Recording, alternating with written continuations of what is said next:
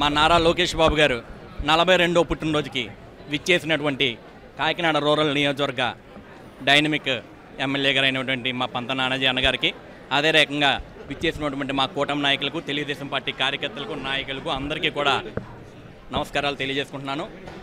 ఎందుకంటే last 2 years నుంచి మేము ఎవరికీ ఫోన్ చేయట్లేదు. లోకేష్ బాబు గారు పుట్టినరోజు పలానా టైంని ఇక్కడ జరుగుతుందని చెప్పాం, బ్లడ్ బ్యాంక్ రండి, మీరు బ్లడ్ దానం చేయండి అని చెప్పి ఎవరికి చేయట్లేదు.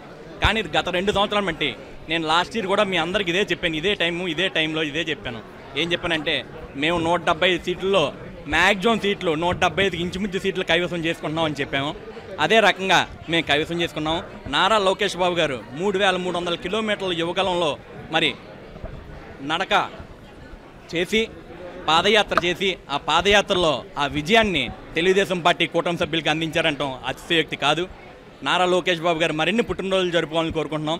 ఈ 2 సంవత్సరాల్లో కూడా ఆటోమేటిక్గా అందరూ కూడా నారా లోకేష్ బాబు గారికి స్వచ్ఛందంగా బ్లడ్ ఇవ్వడానికి ఈరోజు ముందుకు వచ్చారు. వారందరికీ కూడా ప్రతి ఒక్కరికి ధన్యవాదాలు తెలియజేసుకుంటున్నాం.